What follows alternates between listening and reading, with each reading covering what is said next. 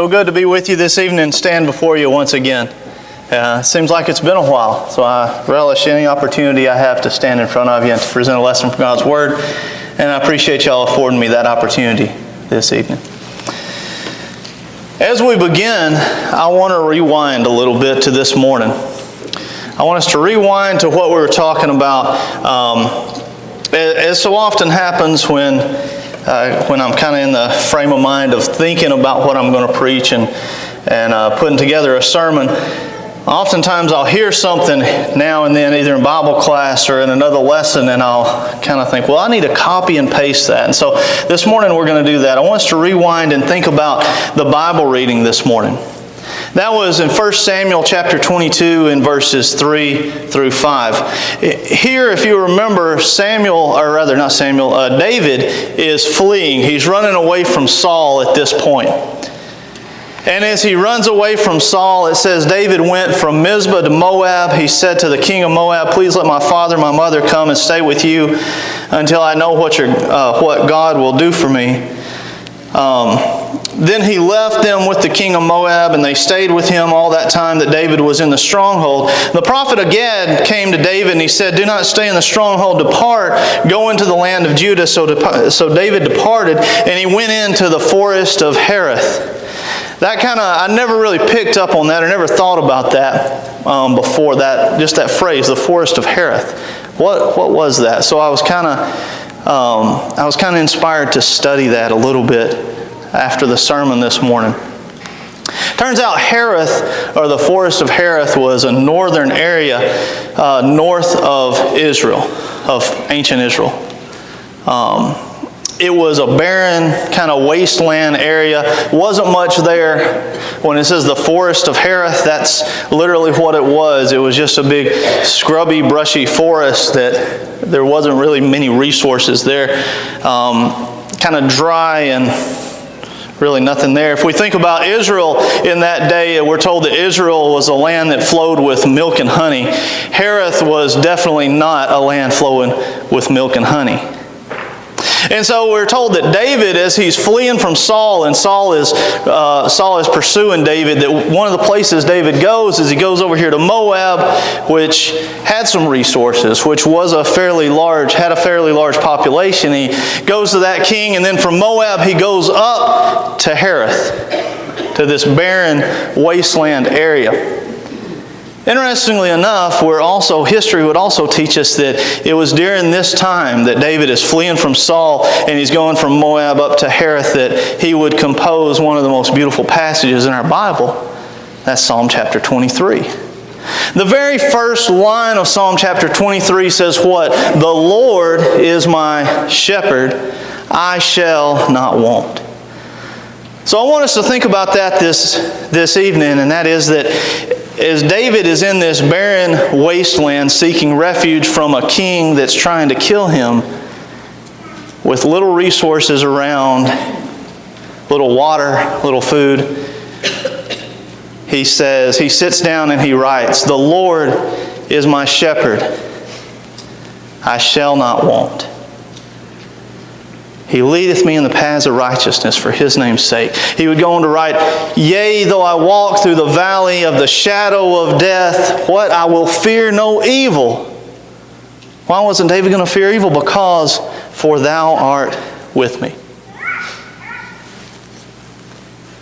You see, what I want us to understand and what I want us to begin with this evening as we begin our study is that in his darkest hour, David was able to find courage, not within himself, but in something higher than himself, in something outside of himself. If you go and you look at courage and you read about courage, you do any kind of study about courage, you'll find cards that we give to students at graduation. You'll find all these different things that mention courage and say things about fear, and the idea is always the same. That where does courage come from? Where does that no fear attitude come from? Where does it come from? Within. That you find courage, you dig down and you find courage within. This evening I want us to look at really what it takes to find courage and what courage is all about. And I want to suggest to you that the end of our study we're going to see that courage doesn't come with within, but it comes from without. When I was in about the 7th grade, I believe it was, I had a history class with Miss Thompson, Miss Dolores Thompson at Bible school. And Miss Thompson, one of our assignments in this history class was to read The Red Badge of Courage by Stephen Crane. Some of you probably read that book, or some of you may have had to do a book report like I did on it. So what do you do when you're assigned a book report and you're in the 7th grade? Well, you run and you buy Cliff Notes, right? You know, those little yellow books that summarize it and are much shorter. Well, it turns out the Cliff Notes weren't a whole lot shorter than the actual book. So I actually wound up just checking the free book out from the library because I thought, might as well. I'd rather do that than spend my money. Cliff Notes did not look very appealing for the Red Badge of Courage. So then what do, right? If the Cliff Notes fail, the next thing in line is you read the first chapter and then you're going to read the last chapter and then you're going to take the quiz and do your book report. So that was my plan, that was my goal. Well, it so happened that I read the first chapter of the Red Badge of Courage and I thought, well, that's kind of interesting. And so I wound up finishing the entire book. It was one of the only books I think I've ever actually read and done a book report on like that. So I actually read through the entire book, and if you've read that book, you understand the story. It's about this guy named Henry. Henry joins the military during the Civil War, and he goes off to fight. In the very first battle that Henry's in, he winds up getting scared, and he runs from that battle, and he hides in the woods. And he's ashamed. He's deeply ashamed of that.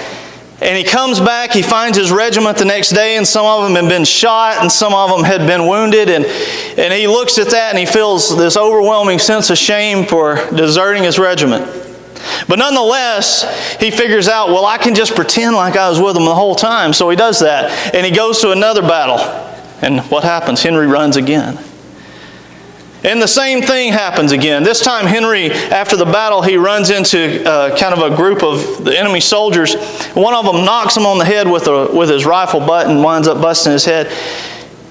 And finally Henry has what he calls his Red Badge of Courage. He's got a wound, and he tells everybody this wound came from the war. And he goes back to his regiment, and he winds up fighting in that war, and then he winds up fighting in another one. It winds up, he turns into a pretty good soldier. But the whole book is about him trying to find courage. And he's trying to find this courage within himself, and it keeps deserting him time and time again. And finally, third time's a charm. He finds courage, but he finds that courage outside of himself. You see, what I'm getting at is that we all need some type of badge of courage.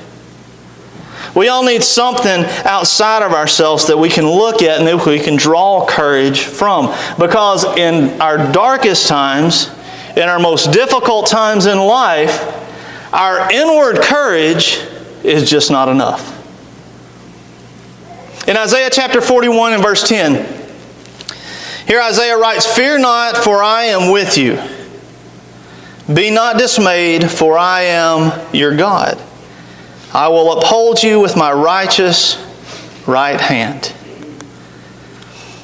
This gentleman here on the left, this is Red McDaniel, Colonel Red McDaniel. Red McDaniel was an Air Force pilot in the Vietnam War. He was shot down over North Vietnam and taken captive. He was the highest ranking officer at what would be called the Hanoi Hilton, where prisoners were treated horribly. They were kept in solitary confinement for months, for years. They were given little to eat, little to drink. They were beaten. They were tortured. All these horrible things were done to them. Red McDaniel said that at one point there were two of the prisoners of war there that tried to escape. And when they tried to escape, they caught them almost immediately, but the North Vietnamese captors decided that since he was the ranking officer, that he must have instigated this whole prison escape. And so they took him into an interrogation room, and they kept him there for 6 days. For 6 days, they made Red McDaniel kneel on a concrete floor with his bare knees, keep his hands above his head, and while they beat him. For 6 days, they didn't let him sleep. They didn't let him rest. They didn't let him eat. They gave him only enough water to keep him conscious and to keep him from passing out for 6 days. Red said that at the end of that 6 days, he said, I was a bloody mess. I was as low as a human being could be. I was little more than a dog. He said, but it was in that 6 days, it was at that time that I realized that God was still with me.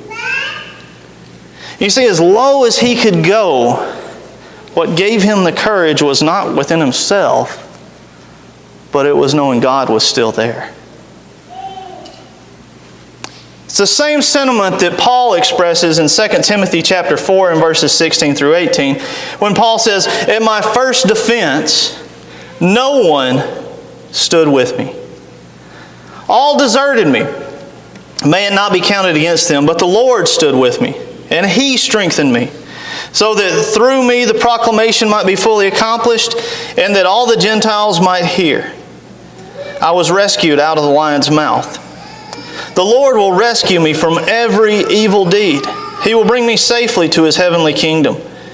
To Him be the glory forever and ever. Amen. Now does Paul say that the Lord would bring him safely back home? Does he say the Lord will bring me safely back to Jerusalem? The Lord will bring me safely back to my family? The Lord will bring me... No, he says the Lord will bring me safely where? To His heavenly kingdom. You see, Paul's courage lied somewhere outside of himself. In my first offense, no one supported me, but the Lord stood with me. You see, Paul realized, and I want us to realize tonight, that we need courage. And we need to be able to find courage outside of ourselves, not within ourselves, not only relying on that courage, that inward courage that we hear so often talked about in society, but we need to be able to find courage outside of ourselves, because the world is a scary place. The world can be a scary place. If you don't believe me, just think back to 9/11. There was a country song written in 2005 by Alan Jackson about that day, that fateful day in September. And the song simply asked the question, where were you when the world stopped turning that September day?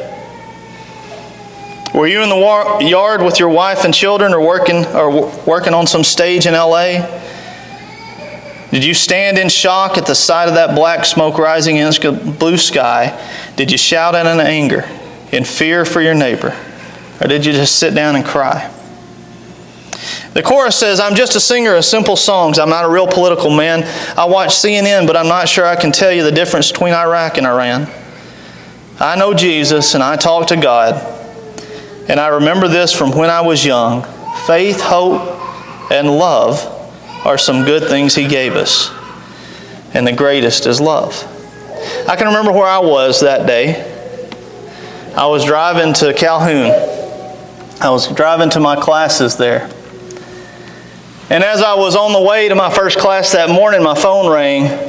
And kids, this was in the day when your cell phone really didn't do anything but ring or dial numbers.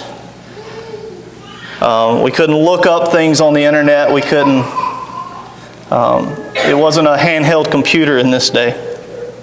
My phone rang and my mother was on the other end, and she said, where are you? And I said, I'm on my way to Calhoun. And she says, well, I just want you to know what's going on. And she began to kind of explain. I'll be honest with you, it still didn't hit me. I didn't realize it while I was in the car talking to her. I didn't realize it until I got to class, and at class everybody was talking about what was going on in the world that day.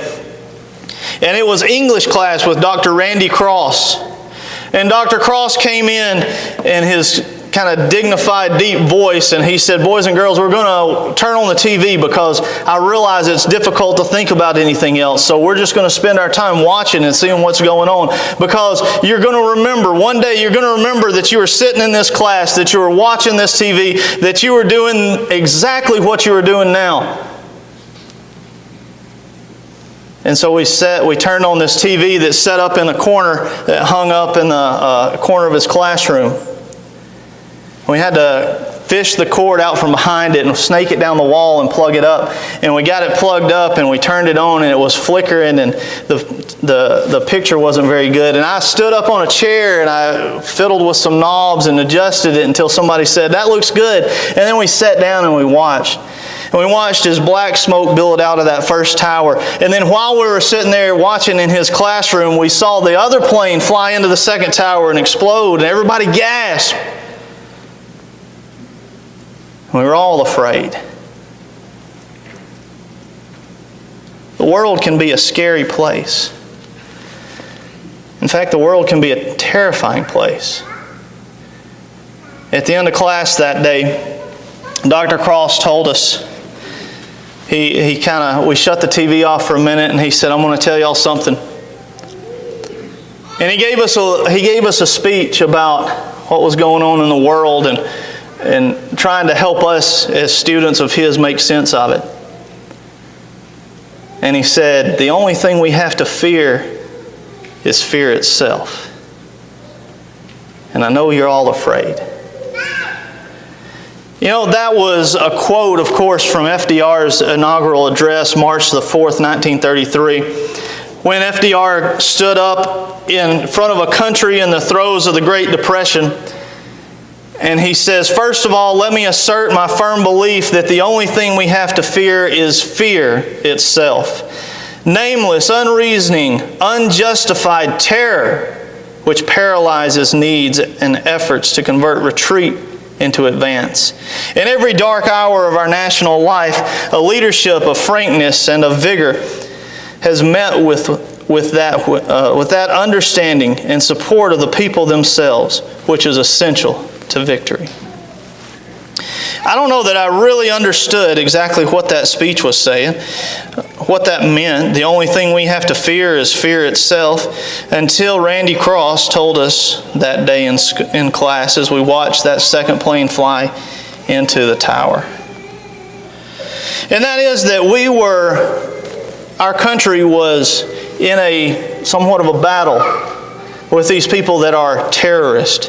They are essentially afraidist, right? Their only power, the only thing they could do to us at this point was to spread terror, to make fear, to create fear. And the antithesis of fear, the opposite of fear, the combatant of fear is what? Courage. And to find that courage requires something without yourself, outside of yourself, outside of who we are. For our courage can fall. It can fail. My courage is only good while there's breath within my lungs. But that courage that lives outside of us, that courage lives on forever. It's the idea in Matthew chapter 10 and verses 26 through 31 as Jesus is teaching his apostles about demons. Jesus says this, "Do not fear them, for there is nothing concealed that will not be revealed or hidden that will not be known. What I tell you in the darkness, speak in the light, and what you hear whispered in your ear, proclaim upon the housetops. Do not fear those who kill the body, but are unable to kill the soul. But rather fear him who is able to destroy both body and soul in hell. Are not 2 sparrows sold for a cent? Yet not one of them will fall to the ground apart from your Father. But the very hairs of your head are all numbered. So do not fear, for you are more valuable than many sparrows." When I think of courage, I think of this man. This is a man I met in Mexico. His name's Humberto, and this is his family. In 1994, there was a rebellion there in Chiapas, Mexico. There was a group of rebels that captured the capital. This group of rebels was called the Zapatistas. The Zapatistas came in with AK-47s. They captured the capital there in Chiapas, and they held it for a few days until the Mexican military came in and pushed them out. After the Mexican military pushed these guys out, they went into the hills and they set up camp all around the hills of the capital, refusing to be defeated, and they would wage guerrilla warfare back and forth with the Mexican military. One of the areas they went to was a town called Oaxaca. In Oaxaca, there was a gentleman that lived named Hector, and Hector was a new Christian. Humberto had just planted a church there in Huaca. And Hector was one of the targets of these rebels. In fact, they came to Hector's ranch. Hector was a little bit well off. He had more money and more land than most people there. And so they targeted him. They came to his ranch and they ran him off in the ranch. For about 6 weeks there, Hector spent his time running around in the jungle, back and forth around the perimeters of his ranch, afraid to go on his ranch because he was afraid he'd be shot. During this time, Humberto took a bicycle. He bought a bicycle in a town called Ocosingo, and he would ride that bicycle every single day out to Huaca. He would walk it, he would get to Hector's ranch, he would walk across that ranch, he would walk out in the jungle, and he would find Hector. He would bring Hector food and clothes and water. Every day. One day the Zapatistas found Humberto on the road with his bicycle, and they kicked the bicycle out from under him, and they put Humberto on the ground. They put a gun right in his face, and they said, "You're going to tell us where Hector is." And Humberto said, "No, I'm not." They said, "You're going to tell us or we're going to kill you." And Humberto, in response to this, he quoted this verse. He said, "Do not fear those who can kill the body, but are unable to kill the soul." Courage. Courage from outside ourselves. You say, "Well, I don't know Humberto, and that story really doesn't mean anything to me." Well, maybe it doesn't. But do you remember Paul? As we just read in 2 Timothy chapter 4 and verse 16, when Paul says, "At my first defense, no one supported me." Courage outside of himself. Maybe you remember Daniel in VBS, or when you were little. The story of Daniel in the lion's den, right? And how Daniel prayed that God would shut the mouths of those lions, and he did. Maybe you remember before that when the king said, "Hey, I'm going to make this decree," and he signed the letter, and it says, when Daniel knew that the document was signed, what did he do? He continued kneeling on his knees 3 times a day, praying, giving thanks before God in Daniel chapter 6 and verse 10. Courage outside of himself. Maybe you remember Joshua, when Joshua was lying on his deathbed and he's talking to the Israelites, and Joshua says, you can serve who you want to. If it's evil to you to serve the Lord, then serve somebody else. Serve these other gods. But for me and for my house, we will serve the God. We will serve the Lord. Courage outside of himself. You know, for the first half of this sermon, we've looked a lot at what courage is. But I want us to spend the rest of the time on the how. That is, how do we find this courage outside of ourselves? What does courage really mean? You see, sometimes courage requires action. In Ezra chapter 10 and verse 4, here we pick up at the end of this story. There's kind of a crisis of faith going on here at the first of Ezra. There's a lot of men that have married these women from foreign lands that they don't have any right to be married to. And they realize that. They become convicted, and they realize that there's something wrong in their lives. In Ezra chapter 10 and verse 4, it says that one of them gets up and he says, "Arise, for this matter is," whose responsibility? Your responsibility. "But we will be with you. Be courageous and act." Sometimes courage requires action on our part. Sometimes it's not enough to simply sit back and say, "Well, I'm brave, but sometimes we've got to do something. But also sometimes courage does require patience, and it requires hope. In Psalm chapter 27 and verse 14, it says, "Wait for the Lord, be strong, and let your heart take courage. Yes, wait for the Lord." But more times often than not, courage is found in faith. In Matthew chapter 9 and verses 20 through 22, we've got a familiar story here, right? The story of the woman who, some versions say has an issue of blood. My version says was suffering from a hemorrhage for 12 years. But it says this woman comes up behind Christ and she touches the fringe of His cloak, the hem of His garment. For she was saying to herself, "If I only touch His garment, then I'll get well." Jesus felt the power go out of him. He turns and he says, "Daughter, take courage. Your faith has made you well." You see, more times often than not, faith is a vital component to courage.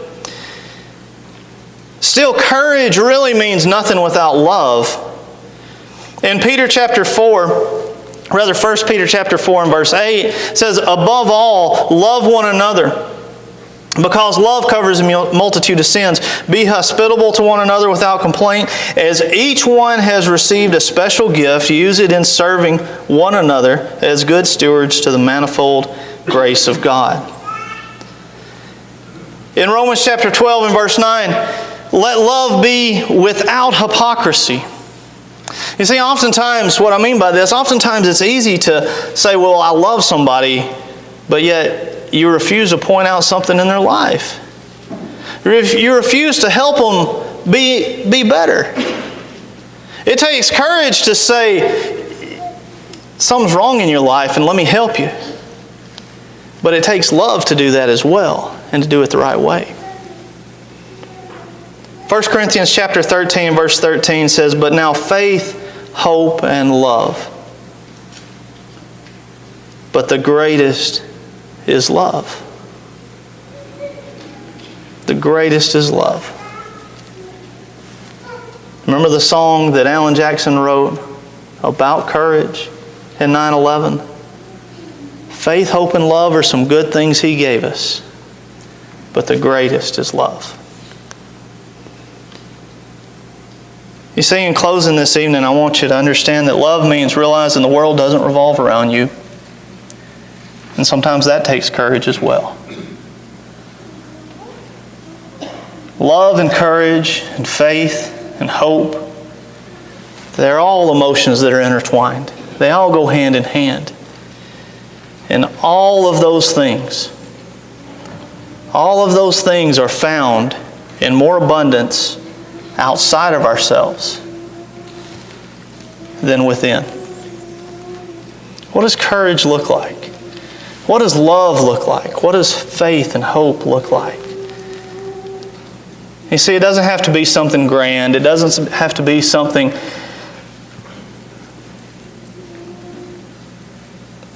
that's marked for the ages.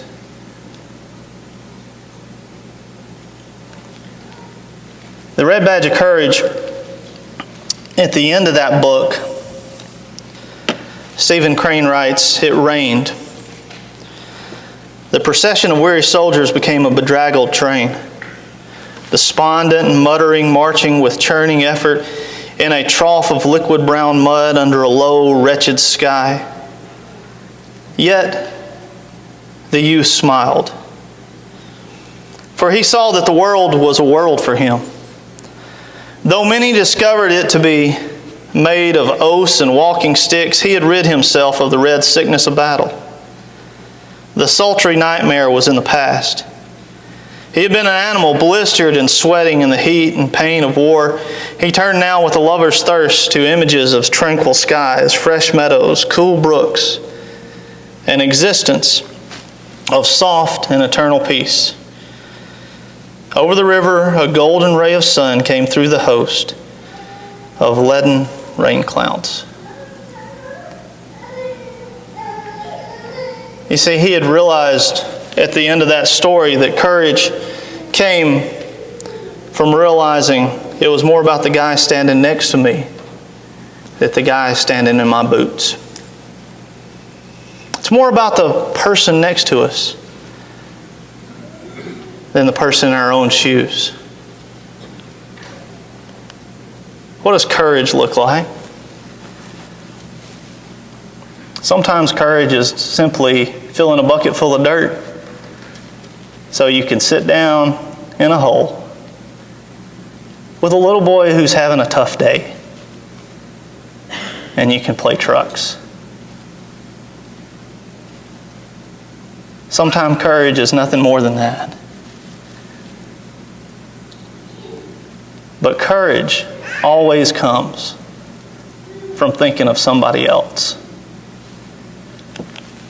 That's the message in John chapter 1.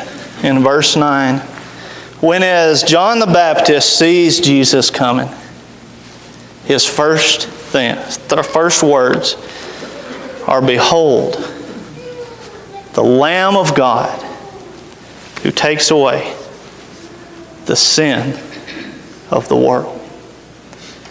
You see, the courage of Jesus on the cross didn't come from himself. It came from God, and it came from knowing that we needed that. We needed his sacrifice. If you're here this evening and you've not responded to the invitation, you've not put on Christ in baptism, we're about to give you that opportunity to come forward, to be buried with him in baptism, to have your sins washed away. It takes courage. It takes courage to do that, but know and realize that we're all rooting for you. Know and realize that that courage that you need to pull yourself up from that seat and down this aisle, to be buried with him in baptism, that courage comes not from within you, but it comes from each and every one of us, and it comes from God above. It comes from the sacrifice of Jesus Christ. If you're here this evening and you've wandered away and you need to make your life right in a public way, then we give you this opportunity as well. Again, it takes courage. But again, that courage comes from outside of us. If we can help you in any way, won't you come while together we stand and sing?